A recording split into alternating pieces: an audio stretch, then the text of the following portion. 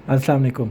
मेरा नाम डॉक्टर अरशद है और मैं कंसल्टेंट ऑर्थोपेडिक सर्जन हूँ। आज की वीडियो में हम नी के जेल इंजेक्शंस के बारे में मुख्तसरन डिस्कस करेंगे कि ये नी जेल इंजेक्शंस क्या होते हैं, इनकी क्या इंडिकेशन है, ये किन किन नी की कंडीशंस में लगाए जाते हैं, इनका क्या रिज़ल्ट है और इसका क्या रिस्पॉन्स है, और पेशेंट को कितनी बेहतरी आई जाती है, और कौन कौन से अल्टरनेट इंजेक्शंस घुटने के जोड़ में या आर्थराइटिस में लगाने के मौजूद हैं, और उनके मुकाबले में नी के जेल इंजेक्शंस का क्या रिज़ल्ट है। तो इस वीडियो को आखिर तक देखिएगा ताकि किसी भी पेशेंट को आर्थराइटिस या नी जॉइंट का पेन का प्रॉब्लम है तो उसको मैक्सिमम उसकी हेल्प मिल सके। तो सबसे पहले नी जेल इंजेक्शंस को जानने के लिए ज़रूरी है कि what is arthritis. Arthritis of the knee होता क्या है।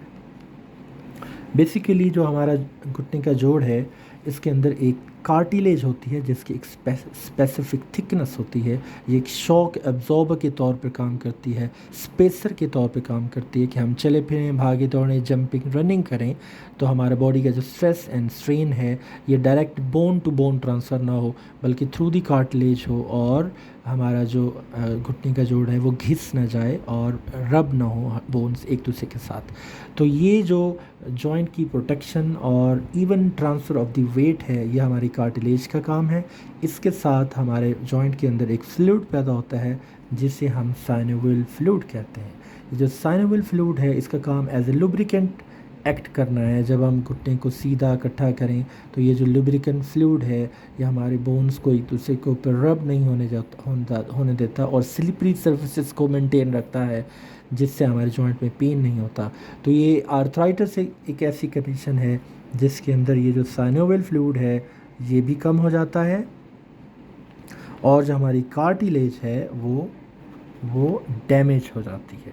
इस डैमेज का मतलब ये है कि हमारी जो आर्टिकुलर कार्टिलेज है वो इरोजन का शिकार हो जाती है। उसके अंदर डैमेज के डिफरेंट जो है ना वो पैचेस बन जाते हैं, वो खुरदरी हो जाती है, रफ़ हो जाती है, उसकी थिकनेस कम हो जाती है, उसके अंदर आम ज़ुबान में लेस या ग्रीसदार जो मादा होता है वो कम हो जाता है। तो एज़ पर कंक्लूजन जब पेशेंट का जॉइंट आर्थरिटिक हो जाए और उसके जॉइंट्स में पेन हो तो हमारे पास different modalities of the treatment मौजूद हैं जो कि हम पेशेंट को ऑफ़र करते हैं और उनको प्रैक्टिकली जो है ना वो उनको इसका मशवरा देते हैं और उससे बहुत अच्छे रिज़ल्ट्स मिलते हैं। उनमें जो नंबर टू ऑप्शन जो मौजूद है वो है हमारे जॉइंट के अंदर इंजेक्शन। सबसे पहले हम उसको अद्वियात से ज़रिए कंट्रोल करते हैं और उससे अगर ठीक ना हो तो जॉइंट के अंदर इंजेक्शंस डालते हैं। तो स्पेसिफ़िकली नी जॉइंट के जो जेल इंजेक्शंस हैं हम उनको आज उनके ऊपर वीडियो बना रहे हैं। जेल या ऑयल वाले या तेल वाले जो इंजेक्शंस मशहूर हैं इनके अंदर जो कॉन्स्टिट्यूंट है उसे कहते हैं हाइलुरोनिक एसिड। तो ये जो हाइलुरोनिक एसिड है ये उनका मेन कॉन्स्टिट्यूंट है।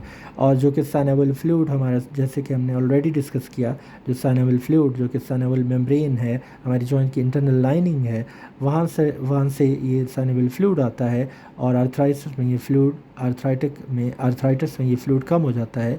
तो ये जेल इंजेक्शंस हम as a fluid replacement therapy के तौर पर ये जेल इंजेक्शंस हम घुटने के जोड़ में इंजेक्ट करते हैं और इनके अंदर हाइलुरोनिक एसिड मौजूद होता है ताकि ये एज ए लुब्रिकेंट एक्ट करें और हमारे जॉइंट की आर्टिकुलर सरफेस जो है वो स्लिपरी रहे और एक दूसरे को रब ना हो, कार्टिलेज डैमेज ना हो और पेशेंट को पेन ना हो। अब इसमें इम्पॉर्टेंट बात यह है कि हमारा जो दूसरे जॉइंट के इंजेक्शंस हैं, मिसाल के तौर पे पीआरपी, इसका मतलब है प्लेटलेट रिच प्लाज्मा। तो ये हमारे ब्लड के सेल्स हैं, उनके ऊपर ग्रोथ फैक्टर्स मौजूद होते हैं जो कि जिसके अंदर रिपेयर एंड प्रोटेक्शन का पोटेंशियल होता है। तो हमारी जो डैमेज कार्टिलेज है उसको रिपेयर भी करते हैं, उसको प्रोटेक्ट भी करते हैं, हील भी करते हैं, न्यू कार्टिलेज बोन की फॉर्मेशन में भी हेल्प करते हैं जो कि ग्रोथ फैक्टर्स पीआरपी में मौजूद होते हैं। लेकिन इसके कंपैरिजन में जेल इंजेक्शंस के अंदर ये सलाहियत मौजूद नहीं होती।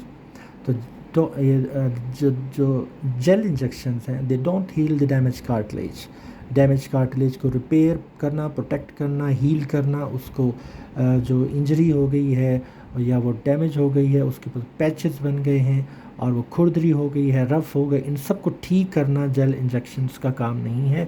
ये जस्ट एज ए स्पेसर के तौर पे काम करेंगे, ताकि जब पेशेंट घुटने को मोड़े, उसको इकट्ठा करे, उसको सीधा करे, चले फिरे, तो उसको पेन की जो शिद्दत नौयत है वो कम हो जाए।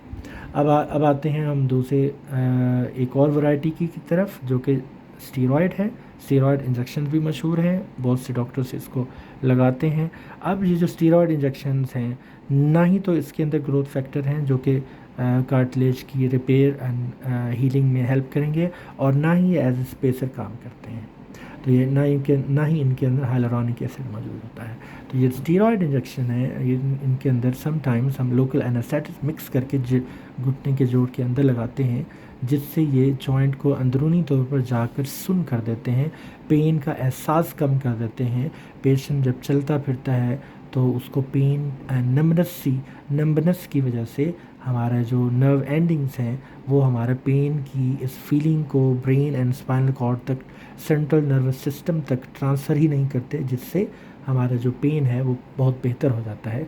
लेकिन स्टेरॉयड इंजेक्शन जो है, इनका जो रोल बहुत ही महदूद है, डेज़ टू वीक्स, कुछ दिन या फिर कुछ हफ्ते ये हमारा अपना ये काम दिखाते हैं।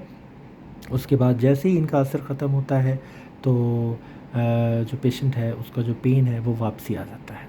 तो अगर हम बात करें कि स्टीरॉयड में और जेल इंजेक्शंस में और पीआरपी में वो कौन सा ऐसा नंबर 1 और दी बेस्ट इंजेक्शन है जो कि आर्थराइटिस वाले जो पेशेंट्स हैं उनको हम रिकमेंड कर सकते हैं, तो मेरा आंसर होगा आपको पीआरपी। ये जो प्लेटलेट रिच प्लाज्मा है, ये जो इंजेक्शंस हैं ये सबसे बेस्ट हैं और इनका सबसे अच्छा रिज़ल्ट है, क्योंकि ये ग्रोथ फैक्टर्स इनके ऊपर मौजूद होते हैं जो कि डैमेज कार्टिलेज को हील कराने में, उसकी रिपेयर कराने में हेल्प करते हैं। और दूसरे नंबर पर अगर हम बात करें तो जेल इंजेक्शंस, और तीसरे नंबर पर सबसे लास्ट ऑप्शन में हमारे पर स्टीरॉयड है। नाज़रीन, आपको कोई क्वेरीज़ हों, कुछ सवाल जवाब कुछ पूछना हो तो मेरे कमेंट सेक्शन में ज़रूर लिखिएगा। इस चैनल को सब्सक्राइब करें और वीडियो को सबसे ज़्यादा से ज़्यादा शेयर करें। अल्लाह हाफ़िज़।